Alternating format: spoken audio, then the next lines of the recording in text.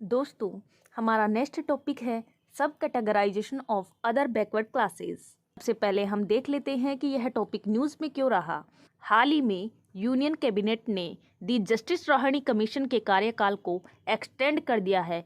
दी justice Rohini commission का गठन subcategorization of other backward classes की जांच करने के लिए किया गया था। दोस्तों, इस कमीशन के बारे में हम अदर इंफॉर्मेशन को भी देख लेते हैं।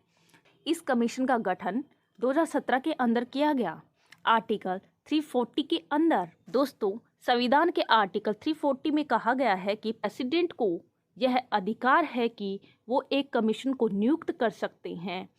कमीशन का नियुक्त करने का काम होगा कि सोशली एजुकेशनली जो बैकवर्ड क्लासेस हैं उनकी कंडीशंस को इन्वेस्टिगेट करने के लिए प्रेसिडेंट अपॉइंट कर सकते हैं कमीशन को। दोस्तों, जब बात subcategorization of other backward classes की आ जाती है तो इससे ही रिलेट करता हुआ जो कमीशन है national commission for backward classes, इसकी बात भी कर लेना ज़रूरी है।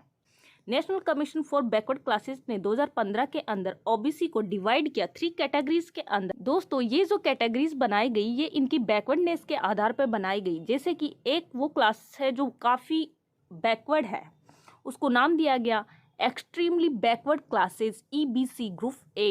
इसी प्रकार more backward classes MBC group B, third backward classes BC group C।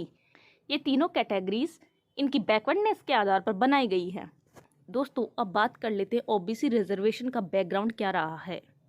1953 के अंदर फर्स्ट टाइम बैकवर्ड क्लासेस के लिए कमीशन का गठन हुआ काका कालेलकर के अध्यक्षता में। इसी प्रकार 1979 के अंदर सेकेंड टाइम बैकवर्ड क्लासेस के लिए कमीशन का गठन हुआ अंडर BP मेनन की अध्यक्षता में। इसी प्रकार 1992 के अंदर एक तो इंदिरासानी जजमेंट आता है सुप्रीम कोर्ट का, जिसके अंदर क्रीमिलियर का कंसेप्ट निकलकर सामने आता है।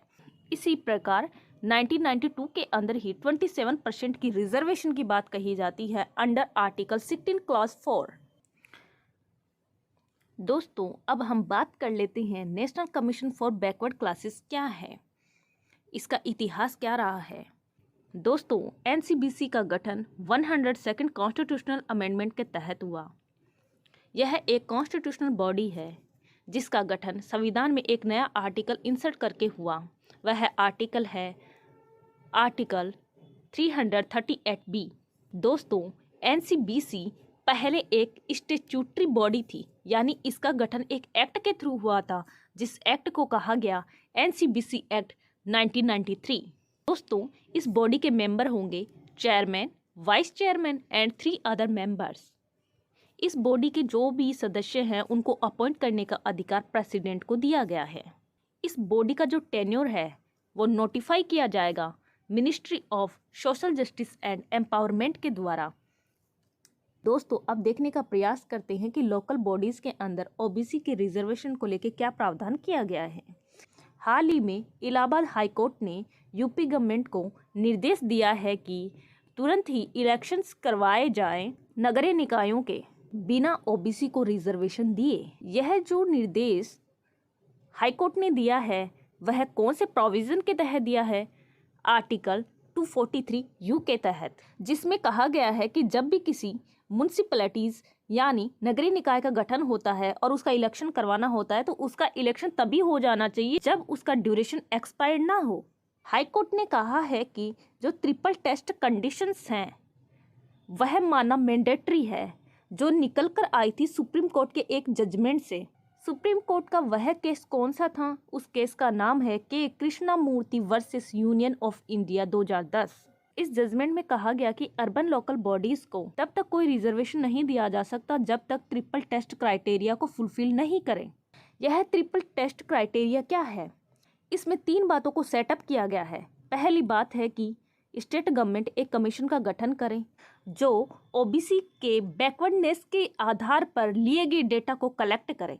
इसमें सेकंड बात कही गई कि जो लोकल बॉडीज़ हैं उनको जो रिजर्वेशन दिया जाना चाहिए वो उस कमीशन के रिकमेंडेशंस के आधार पर दिया जाना चाहिए, यानी वह कमीशन बताए कि किस प्रपोर्शन के आधार पर लोकल बॉडीज़ में OBC को रिजर्वेशन दिया जाना चाहिए। इसी प्रकार थर्ड बात कही गई कि जो रिजर्वेशन है उसकी कैप यानी उसकी लिमिट 50% से अबव नहीं होनी चाहिए। दोस्तों सबसे मोस्ट इम्पोर्टेंट बात यह है कि लोकल बॉडीज में इलेक्शन के दौरान एससी और एसटी के लिए रिजर्वेशन का प्रावधान संविधान के द्वारा किया गया है, यानी संविधान में मेंशन है। लेकिन लोकल बॉडीज में ओबीसी की रिजर्वेशन की बात संविधान में नहीं कही गई, बल्कि स्टेट गवर्नमेंट को यह पावर दे दिया गया कि वह डिसाइड करे कि लोकल बॉडीज के इलेक्शन के दौरान ओबीसी को रिजर्वेशन दिया जाना चाहिए या नहीं दिया जाना चाहिए। यह पावर स्टेट गवर्नमेंट की होगी, यानी स्टेट गवर्नमेंट डिसाइड करेगी। जनरली यूपीएससी में स्टेटमेंट के तौर पे क्वेश्चंस पूछे जाते हैं और स्टेटमेंट यदि संविधान से रिलेट करता हो तो मोस्टली क्वेश्चंस आने की संभावनाएं रहती हैं। आई होप दोस्तों आपको समझ आ गया होगा, इस टॉपिक को लेके आपकी क्लैरिटी अच्छे से बनी होगी। चलते हैं हम हमारे अगले टॉपिक की ओर।